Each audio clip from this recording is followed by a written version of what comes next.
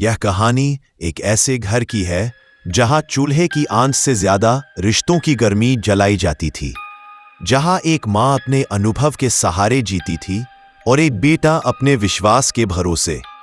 दोनों एक ही छत के नीचे थे, पर एक दूसरे को सुन नहीं पा रहे थे। और फिर उस घर में एक बहू आई। शारदा देवी के लिए वह घर सिर्फ ईंट पत्थर नहीं था, वह उसकी पूरी जिंदगी थी। पति के गुजर जाने के बाद वही घर, वही पूजा, वही अनुशासन, नियमों में बंधा जीवन ही उसका सहारा था। बेटा राघव सालों से बाहर काम कर रहा था। हर त्योहार, हर शाम शारदा देवी एक दिया उसके नाम जलाती। उन्हें भरोसा था, जब बेटा लौटेगा घर फिर से सांस लेने लगेगा। गांव के बाहर एक पुराना पेड़ था, पीपल और बरगद की जड़ों में उलझा हुआ। लोग कहते थे रात में उस रास्ते से मत जाना। कहते थे वहां वो रहती है, खूबसूरत, खामोश और मौत जैसी ठंडी। सालों बाद राघव घर लौट रहा था। स्टेशन से पैदल आते आते वह थक चुका था। शाम ढल रही थी। अनजाने में उसके कदम उसी पुराने पेड़ की ओर मुड़ गए। उसने सोचा पल भर यही बैठकर दम ले लेता हूं। तभी एक सिसकने की आवाज आई। यह डर की आवाज नहीं थी, यह टूटे हुए दिल की थी। राघव चौंक गया। पेड़ के नीचे एक युवती बैठी थी, आंखों में आंसू, चेहरा इतना शांत और सुंदर कि राघव कुछ पल बोल ही नहीं पाया। आप ठीक है? युवती ने कोई जवाब नहीं दिया, बस सिर झुका लिया।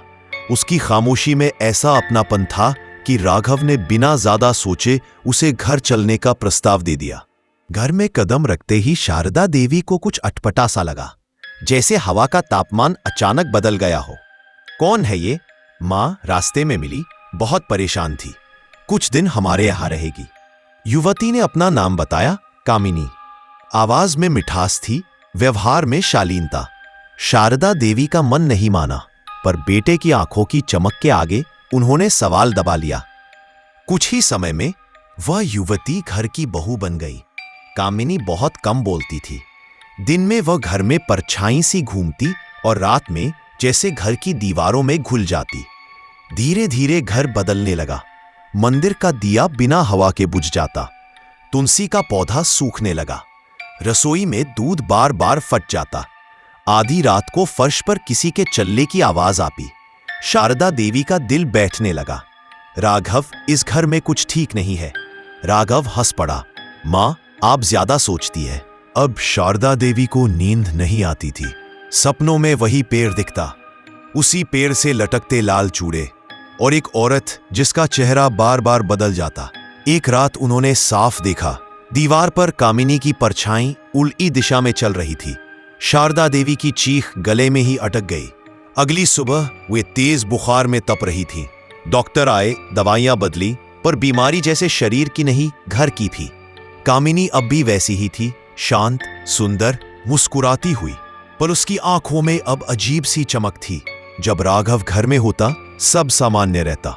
राघव के बाहर जाते ही दीवारों से नमी टपकती, जैसे खून। घर में बर्फ सी ठंड फैल जाती। शारदा देवी की सांसें भारी होने लगती। डर के मारे शारदा देवी गांव के बुजुर्ग के पास पहुंची। बुजुर्ग कांप उठा। जिस पेड़ के नीचे से तुम उसे लाई हो, वहां एक भूतनी रहती है, इतनी सुंदर कि आदमी सच भूल जाए, और जो उसे घर ले आता है उसका घर में ही बचता। शारदा देवी ने सब कुछ राघव को बताया। राघव का चेहरा सख्त हो गया। बस मां, अब बहुत हो गया। आप मेरी पत्नी को बदनाम कर रही है।